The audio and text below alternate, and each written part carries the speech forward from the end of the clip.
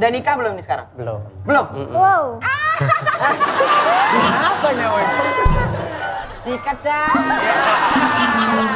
Emang Koko umur berapa? Hah? Umur berapa? Ya, di bawah 30 lah. Oh bisa. Apa bisa siapa? Pas. Koko tahu gak kenapa semut kecil? Kenapa? Yang besar tuh harapanku ke kamu.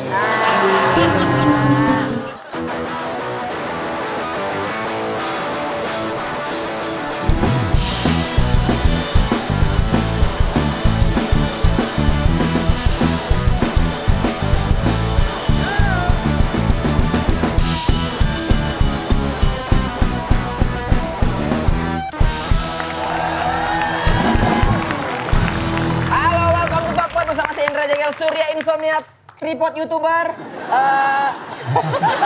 Netball Meme Jeplit. Demon and Friends.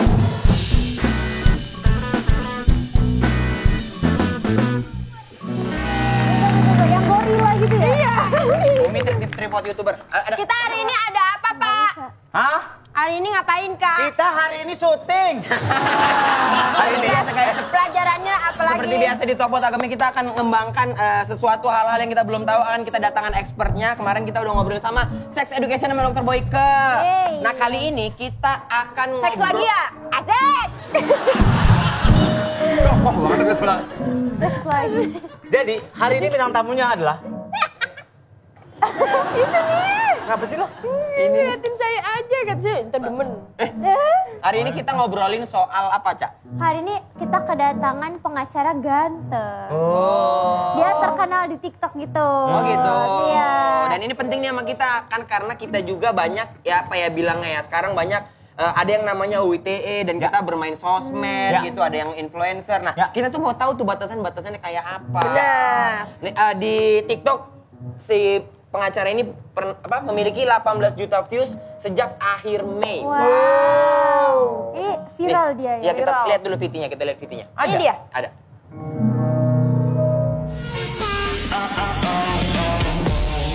Pintu tutup jendela karena nih lagu boleh bikin kaprok telinga sampai segumar tajam sampai segumar tajam Emang boleh? Apa sih pada? Kenapa sih? Emang boleh secakep itu? Iya, emang boleh secindo ini. Ah! Gini, Cok, gini. Gini, Cok. Tuh, kayak kordura di tangannya. Celananya kayak korduroy. Ini tamu kita, ini dia Koko Joseph Irianto.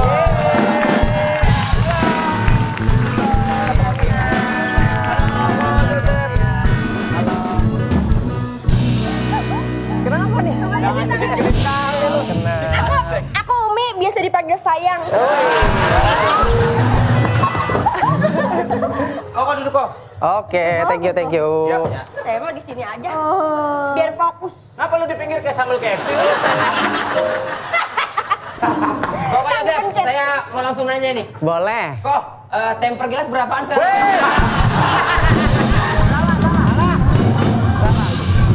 Ini udah ganteng-ganteng.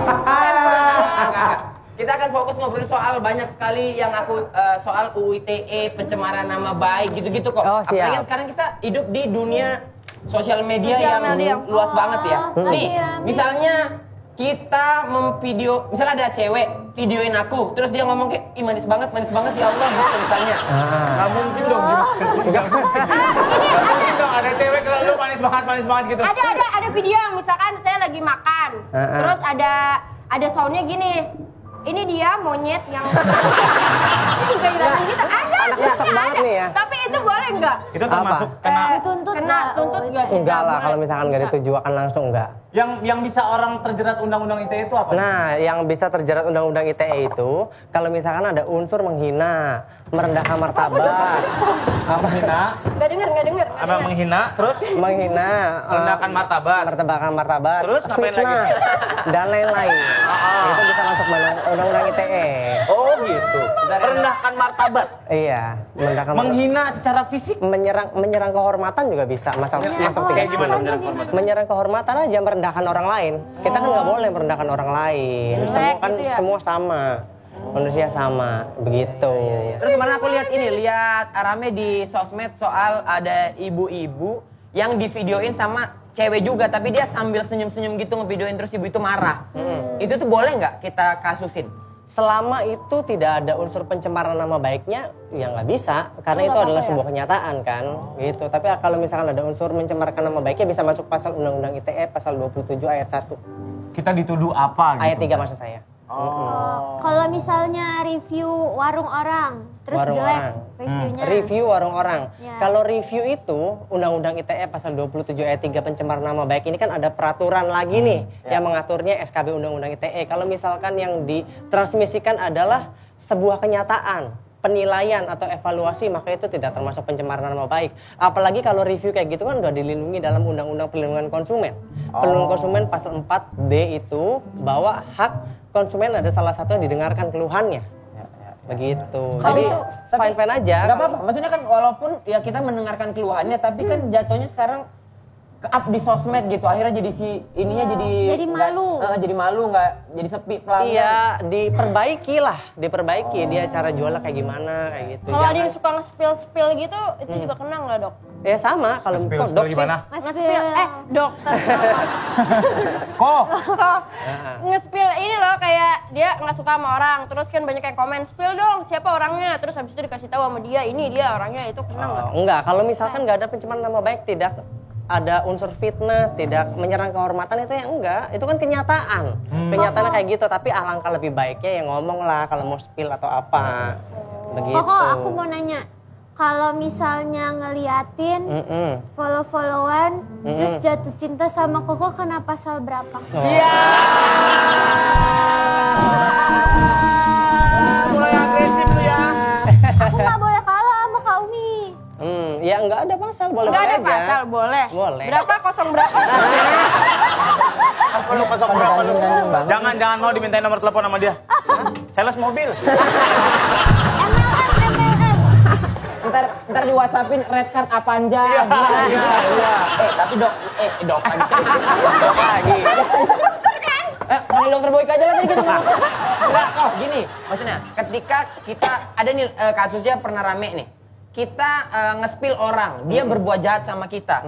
Tapi malah kita yang kena dituntut balik gara-gara mencemarkan nama baik dia. Doxing. Nah, di doxing. Akhirnya Doxing. apa yang harus kita lakukan untuk melakukan itu tuh? Nah. Karena kadang mencari kebenaran kan bisa lewat sosial media gitu. Itulah. Jadi ada kemungkinan masuk pencemaran nama baik kan. Biar nggak masuk ke pencemaran nama baik, ya udah kalau misalkan ada dugaan tindak pidana laporkan ke polisi, nggak perlu di-up dulu ke sosial media. Nanti kalau misalkan memang dia terbukti bersalah di persidangan atau apa, baru silakan. Itu adalah sebuah fakta kan. Kalau itu kan hanya dugaan-dugaan. Berarti fakta-fakta yang mendukung yang kita punya itu bukti-buktinya gitu. Iya, bukan maksudnya misalkan sudah diputus bersalah oleh pengadilan baru dia bersalah. Kalau misalkan belum diputus pengadilan bersalah, ya itu belum bersalah. Itu kan baru dugaan. Makanya itu masuk pencemaran nama baik. Tapi kan ada yang ini kok fenomena bahwa viral dulu baru di iniin. Enggak juga sih, saya yakin banget penegak hukum di Indonesia sih bagus-bagus. Masuk terus kok. Iya. Iya, maksudnya ada beberapa yang rame di Twitter soal begitu-begitu. Iya, tapi nggak kayak gitulah. Iya. Tapi aku mau tanya, kita kan sebagai di Content creator. entertainer, ya di content creator. Entertainment. Iya, itu. Kontainer, kontainer. Iya. Gunting kuku. Udah, itu benar. Iya. Jadi semua yang disebutin. Konter pulsa. Iya. Kan terus kan privasi kita kan terekspos ya. Terus sebenarnya sampai mana sih batas bisa ditoleransi, Ditolerir. Ya. Sebagai penyebaran entertain- privasinya sama netizen. Iya. Sebagai entertainer. Iya. Sebagai entertainer itu kan adalah satu resiko ya. Pasti kan orang mau lebih tahu tentang kita. Tapi tetap hukum harus membatasi. Membatasinya apa sih? Data pribadi. Data pribadi itu harus dilindungi gitu. Data pribadi entertainer itu nggak mungkin bisa menyebar kalau tidak ada penyadapan kan. Ya. Penyadapannya aja masuk pasal 31 Undang-Undang ITE. Oh gitu? Belum nanti disebarkan masuk pasal 32 Undang-Undang ITE. Terus ada peraturan baru tentang perlindungan data pribadi dan lain-lain. Jadi banyak, tenang, data pribadi kalian tuh dilindungi. Penyadapan. Penyadapan. Iya, soalnya kan biasanya ya banyak yang kayak misalkan disadap tapi orangnya adanya di Surabaya, di mana gitu. Tapi kita HP kita sama kita gitu. Oh, ini nih WA double. Hah? Oh, itu mah di Kok? cloning sama Penyadapan termasuk undang-undang ITE. Pasal 31. Bisa masuk penjara. Bisa masuk penjara. Buat suami-suami yang WhatsApp-nya disadap sama istrinya. Itu memang iya. itu mah enggak kan kalau Jangan suami istri mah ya. nyadap kan gini. Nyadap kan bukan ngambil HP kan. Iya. Berarti dari dia punya suatu sistem yang bisa masuk ke sana tanpa dia menyentuh. Nah, itu. Tapi kalau misalkan mengecek HP istrinya, mengecek HP suaminya masuknya pasal 30. Pasal 30. Mengakses barang elektronik milik orang lain. Kamu mau nggak sadar HP aku nggak apa-apa? Nggak usah, jangan. Handphone lu isinya belanjaan makeup doang. Oh gitu. Berarti Iya. kalau misalkan nggak usah dibahas deh. Suami Nanti lagi nyerah sendiri. Ya? Suami lagi tidur. Terus tiba-tiba istri malam-malam ngambil, ngecek mutasi rekening. Pasal 30. Serang pasal 30 ya. Pasal 30 kan dengan ITE. Jadi itu kan mengakses, nggak boleh. Jadi perangkat elektronik kita tuh dilindungi oleh hukum. Misalkan WhatsApp-nya Walaupun suami istri ya. di copy nih, ada barcode WhatsApp-nya, di copy masukin ke laptop, jadi WhatsApp-nya kelihatan semua. Iya, mentransmisikan. Masuk juga. Penyadapan. Penyadapan itu kan Dua pasal guys. privacy. Guys, lah, kita punya kekuatan di sini sekarang. Kita bergabung, Apa guys. sih? Ancam mereka. Kok, tapi mau nanya nih. Ya boleh, Ini mau boleh. nanya. Boleh. Kok skincare-nya apa ya? Di luar konteks. Bersih banget, Pak. Di luar konteks. Cakep banget ya, emang kok bisa gitu loh secakep ini gitu. Bersih banget Kayak, ya. aduh, Kayak artis Korea. bening banget ini. Langsung pipinya 2. Iya, Oh, kok ada dibikin- keturunan? Luar negeri? Hah? Enggak. Nggak ada orang. Ah, ini keturunan nih. Keturunan apa? Tajam, keturunan tajam.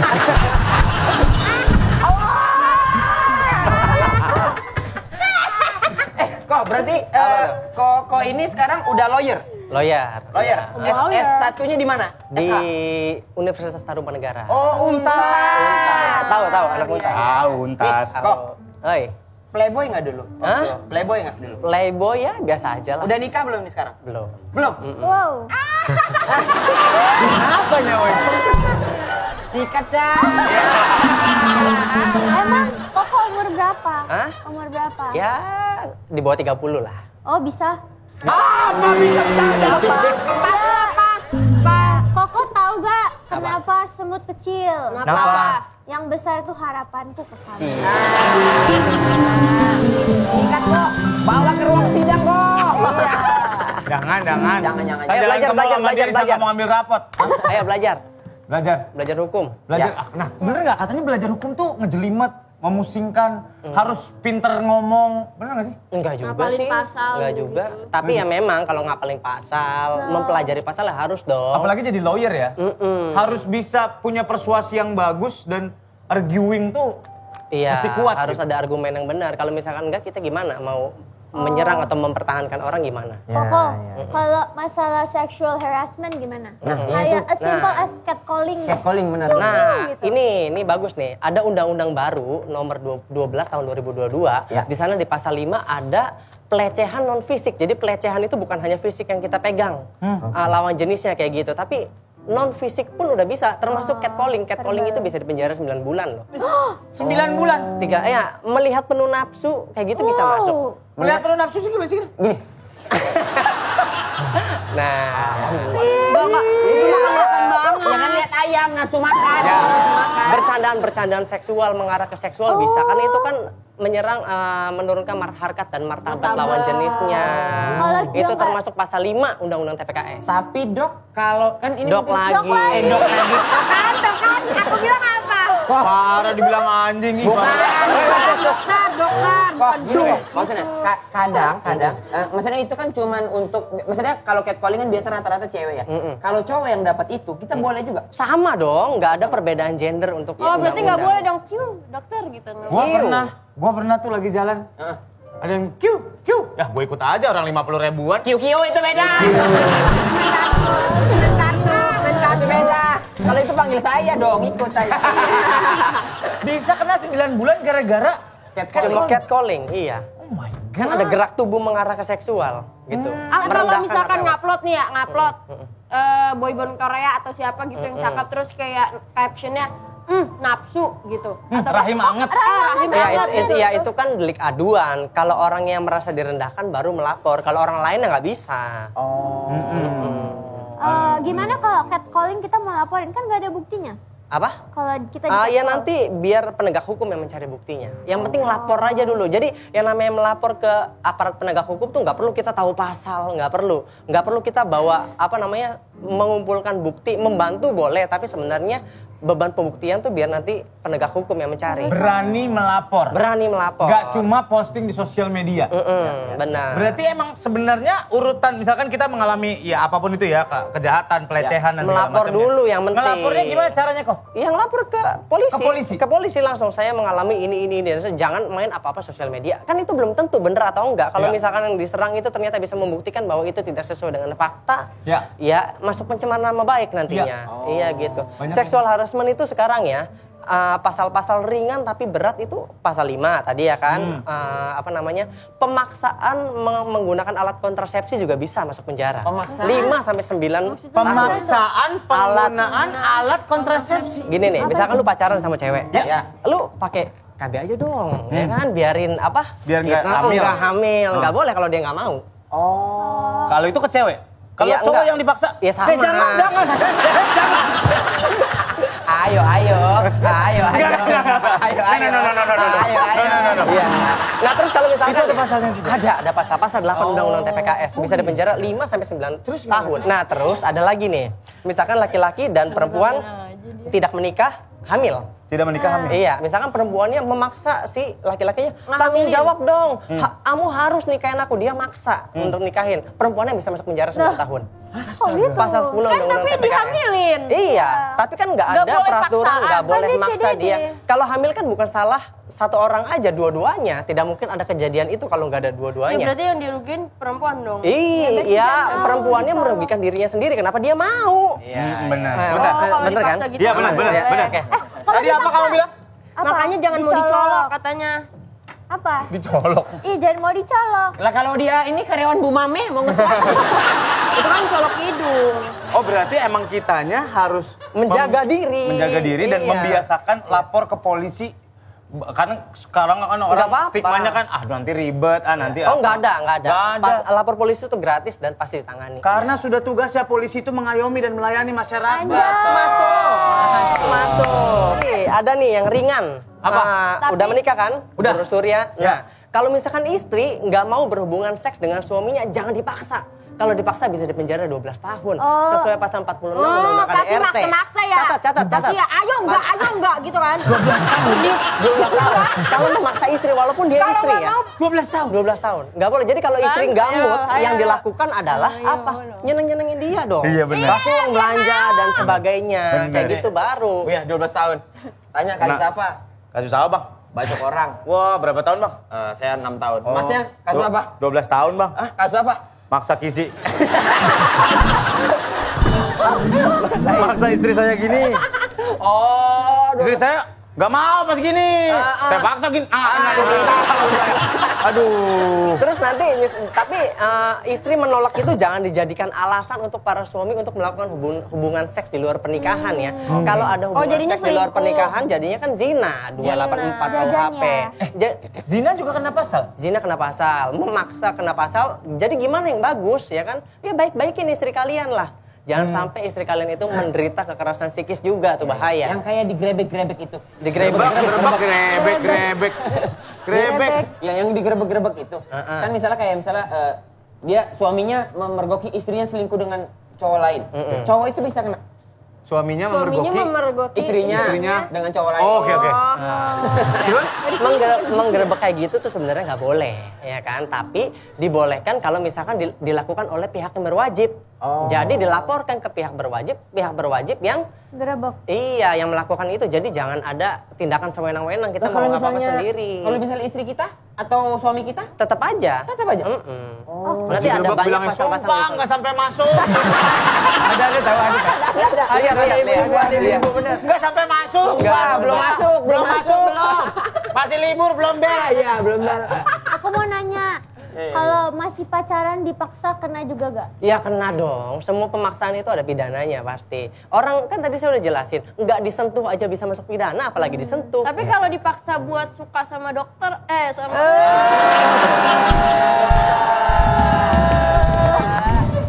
Nggak, mesti dan Pak, saya pulang dulu mau mau periksa orang. Nah, sekarang yang lagi tren ini kok Apa tuh? masalah pacaran atau ya KDRT lah kalau dalam rumah tangga. Ya. Abusive. Abusive, bener. Itu ada pasalnya juga kan? Iya, udah. Bisa sangat dipenjarakan orang. Sangat dipenjarakan, itu mau udah nggak perlu diperdebatkan lagi pokoknya. Kalau misalkan udah melakukan kekerasan yang tadi, memaksa hubungan seks aja bisa dipenjara. Kalau abusifnya dengan verbal, Semua. Oh, kalau secara verbal dalam rumah tangga ya, bukan untuk pacaran ya, beda ya. Jadi ada undang-undangnya sendiri, undang-undang PKDRT, itu nggak boleh ada kekerasan psikis dalam rumah tangga. Misalkan suami istri istrinya tuh merasa jadi takut, hilang percaya diri. Tadi seperti video yang saya tayangkan di TikTok itu bisa masuk kekerasan psikis, bisa penjara 3 tahun. Kalau BDSM? itu tadi harus Dari mana yang ditanyainnya ilmunya? sama dokter Boyke, bukan Ame yang ini. BDSM nggak masuk. BDSM mah Suka sama suka. Iya, itu mah. Apa karena dia banyak main di sini? Jangan salahin gua.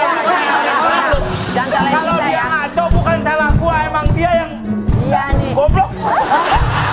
Mana-mana sih nih, heran ini. Oke, balik lagi masalah tadi buat pacaran nih, banyak ternyata kasus pacar abusive, bukan hanya cowok ke cewek tapi cewek ke cowok itu banyak ternyata di luar sana. Banyak. Dan mereka terlalu takut untuk lapor, terlalu takut untuk pisah. Ya, nanti dulu nih, gini. Kalau misalkan melapor nih ya, melapor ke polisi, kan orang takutnya, wah nanti kurang bukti atau gimana? Saya kasih tips nih. Kalau misalkan ada kekerasan di dalam rumah, kan nggak ada saksi, nggak ada siapa. Ya. Kalian teriak sekeras-kerasnya keluar. Nanti saat keluar itu kan ada orang yang bantu tuh, ada orang tetangga yang bantu. Kenapa? Itu jadi saksi. Bisa jadi saksi. Setelah itu dilanjutkan lagi masuk ke rumah sakit, visum, udah.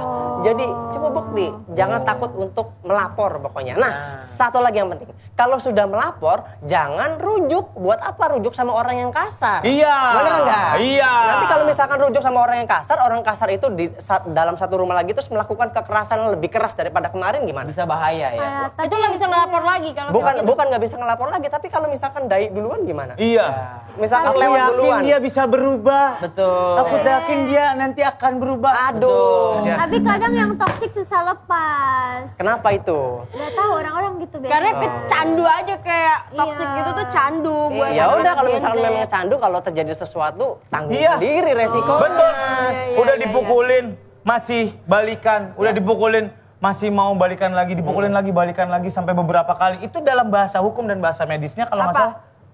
Tolong. Koko Joseph, terima kasih banyak. Terima kasih Koko Joseph. Kita jadi lebih banyak tahu soal hukum dan kita juga hidup di sosial media Iya. ya. Jadi lebih berhati-hati. Berani lapor. Ya, berani lapor. Pokoknya terima kasih, sampai ketemu lagi di Tokot. Bye.